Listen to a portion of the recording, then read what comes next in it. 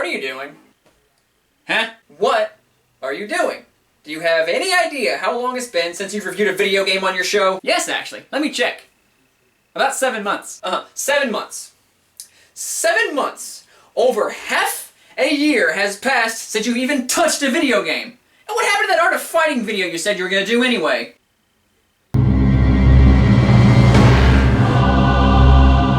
Be careful. If you say its name too loudly, it attacks on sight. What the?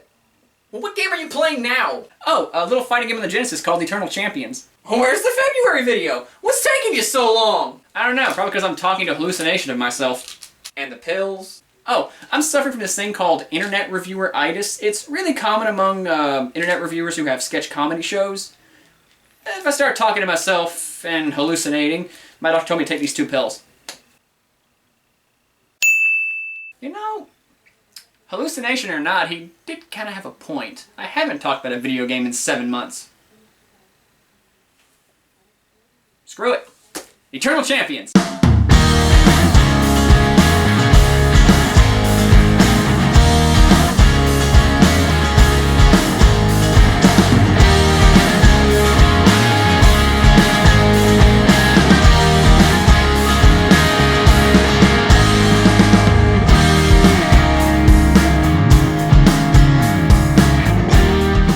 Back in the early 90s, during the arcade boom and the Bit Wars, Capcom released Street Fighter II in 1991, hey, the year I was born, and Midway released Mortal Kombat in 1992. SNK was just getting its foot in the door as a huge fighting game company around this time too, with the release of Fatal Fury and Art of... You gotta be careful when I mention that. Gamers were just starving and chomping at the bit to get more fighting game action, and Sega wanted in on this with their very first attempt at a fighting game.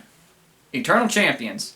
And man, it's a pretty good attempt if you ask me. The game's story is one of the most unique setups I've ever seen. You see, most fighting games take place in martial arts land where martial artists do martial art things. You know, stuff you'd find in a Shonen Jump book. Or a comic book I'm making. Did I say too much? But Eternal Champions has an all-good roster of characters brought in throughout space and time instead of, hey, you got your good guys over here and your bad guys over there. Now go ahead and have a good time. Ryu, I hate you so much, I'ma kill you.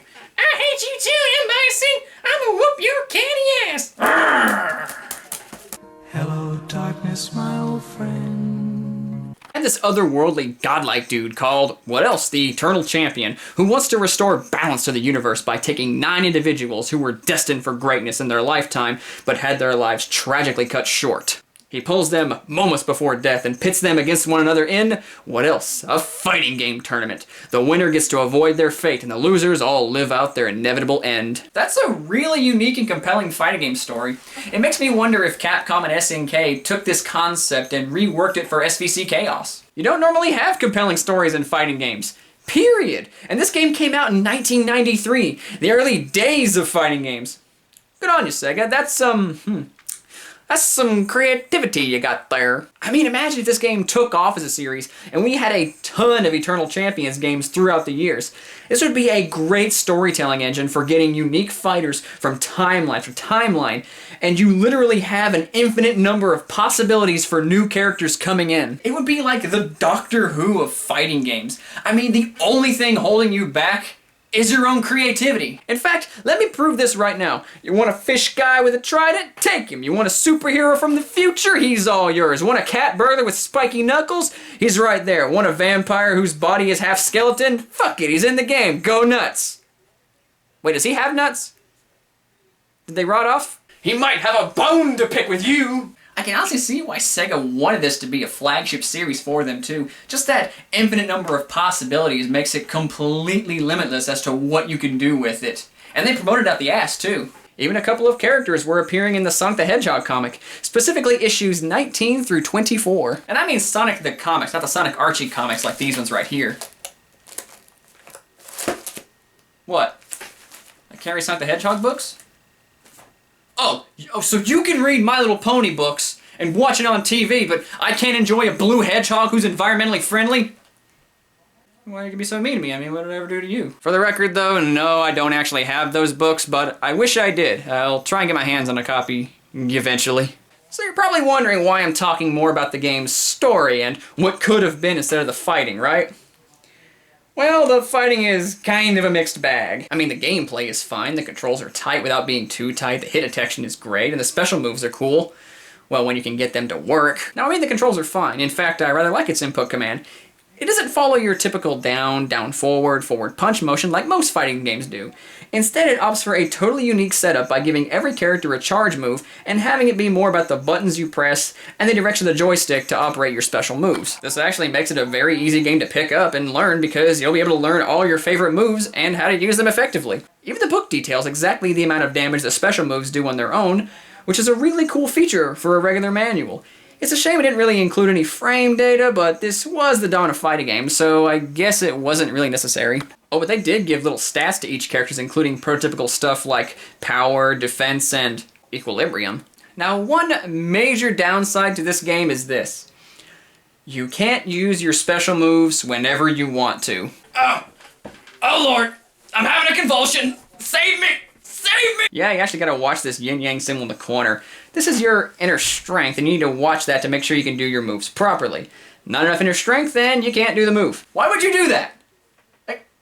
That's the one thing everyone likes doing in fighting games. The special moves. That's the first thing you try out every time you pop on another fighting game. What the Are you trying to hurt me, game? You want to throw a Hadouken, you want to throw a Shoryuken, you want to have some pound cake. You don't want that taken away from you, because it's not fun. It's not! And maybe this would be okay if it wasn't a yin-yang symbol. How am I supposed to tell how much I have left? Why can't it be a bar or a meter or something easier to read? Oh, but here's something interesting. Equilibrium means a state in which opposing forces or influences are balanced, and yin-yang is the universal symbol of balance. So does this mean inner strength? Well, no, because some characters have high equilibrium, and their moves take off huge chunks of inner strength anyway. Meanwhile, characters with low equilibrium have moves that barely take any off at all. I must find my balance because this game is tripping me up. Now, admittedly, it gives more importance to taunts because they're a quick way to knock your opponent's meter off, but it takes some of yours away too, so what's the point? And all of this could have been easily fixed if they just let you use your special moves whenever you wanted to. Would have made the game a lot funner anyway. Now, I really don't want to take anything away from Eternal Champion's control scheme because it is a really unique and fun setup. It's just this one blemish on the game's otherwise good layout. The game is good just on its own merits, and you can really get into it in an afternoon and have a lot of fun, but if you ask me where it shines the most, are the characters. I touched upon this a minute ago, but I think it's worth repeating. These are some of the most interesting characters I've ever seen in a fighting game, let alone one in the 16-bit era. Not only are their designs really good, but at the same time their backstories are really well-written biographies that really make you feel sympathetic for all of them. I read each and every one to see where these people were, and where they were coming from, and what they were doing. And I'm totally serious when I say that I want all of these characters to win the tournament just so they can change their fate.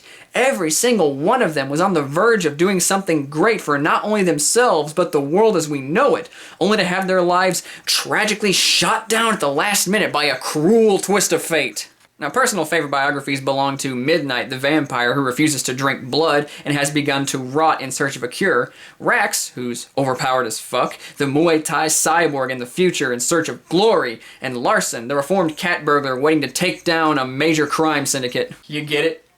Larson? Larson the cat burglar? Larson? Larceny? Oh, Sega. Now, out of all of them, I think the most uninteresting one is the assassin named Shadow. She gave up trying to kill people and was in turn killed by... wait a second here. Shadow? Sega!